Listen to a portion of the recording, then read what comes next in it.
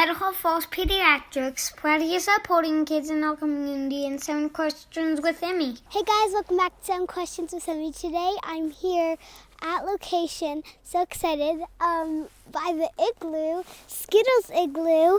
Let's go on in here. Hi, Matt. Hey, what's up? We're so excited to be doing this today. Welcome to the igloo. So cool. Yeah, it's a fun place to be in, but it's cold. Yeah. So enjoy the hot cocoa. But, let's get started with the questions. okay. Question number 1. How long did it take to make the igloo? This igloo took a very long time. So the problem this year is that the weather was just really difficult to work with. And so we got up probably to about this high at like mid-December, and it got so hot that the walls were about to break. And so just for safety, I had to knock it down. And then it got better temperatures just around like right after Christmas. We were able to get the rest of it built. But it took, I want to say, maybe 40 to 50 hours or so. And of course, this is over a lot of time, and I had all the kids helping me, but it took a while. It's cool you have toys in the wall. Yeah, just to make it a little bit more exciting, we put a few toys in all these. Made sure to get Mario and Luigi. Last year was a lot easier. We actually did 3 igloos last year in the amount of time that it took to build just this one. But it's fun. If people want to do it, it takes a lot of dedication. But I did make a YouTube video if people want to learn how to do it. It's pretty easy. You just get lasagna trays, fill them with water overnight, put some food coloring if you want to, and then you just use kind of like a slush, and it's almost like laying bricks. How long did it take you to make the Hot Wheels tracks? Yeah, so Hot Wheels tracks, it kind of depends. When we started off, it was just kind of like a simple run, and so this didn't take too long, but as we've kind of evolved with the Hot Wheel tracks, kind of tried to recreate as much of Mario Kart as we can, it does take a lot more time. And the thing is, this is more of a hobby. It's not like, it's just something we enjoy, and so it kind of is a fun thing for my kids to do with me. And so it depends on the track. Some of them have taken, sometimes I feel embarrassed, like one took almost 80 hours to make, but it was fun. The thing is, when I'm talking about 8 hours, it was like 3D printing things, getting the scene set up. The thing is, if you enjoy doing something,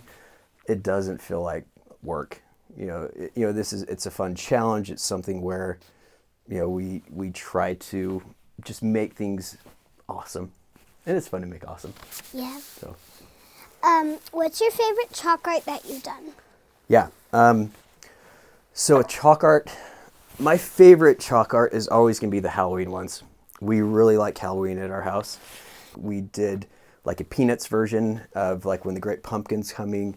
That was the first 2 years, but 2 years ago was my favorite. We did Nightmare Before Christmas.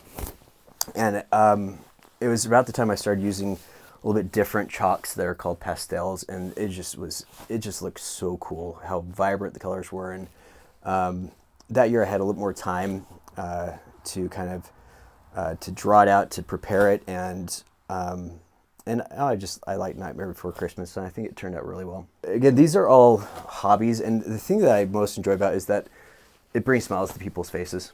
It's fun to make people happy, and as long as it keeps it fun, and every now and then we get some people who leave notes that are just, it really is nice to have people say thank you, or that it brought a smile to their face. Yeah, I liked the one where when it rained, the rainbow was coming down. That one was really cool. Yeah, and that's the fun thing about learning about this. So initially we found that when we did chalk, you'd get this big dust that would form on top of the art. And then when the wind blew, it would kind of like mess everything up. And so that day after I think we had done Rainbow Dash from My Little Ponies. And the sprinklers came on. I'm like, oh no. And we ran, and like turns out that when you get the driveway wet and then chalk on it, it makes it look a lot more vibrant, and it kind of like settles in place a little more, and you use a little bit less chalk than you typically would. But that was really fun. So with the rainbow, it just was so beautiful because like it just makes the colors like almost look like paint dripping down. It looks like it was real. Yeah. Yeah, and so that was really fun day. Yeah. What made you want to make the igloo? Yeah, so the majority of stuff we do is just, I don't know why we do it. It's like, hey, that sounds fun, okay. And so we moved to Idaho from St. Louis, and our very first year here, we did the arch of St. Louis in our front yard.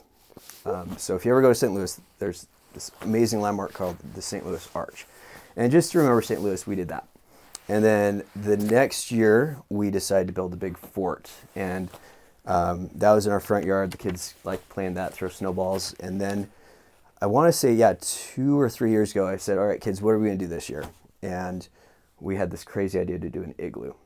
And so last year is when we did that. And, I found a few videos online and got a few ideas. And that is kind of how that came about. So the majority of stuff we do, it's like, hey, that sounds fun. Might as well give it a try. What made you want to do the chalk art? It's kind of the same story.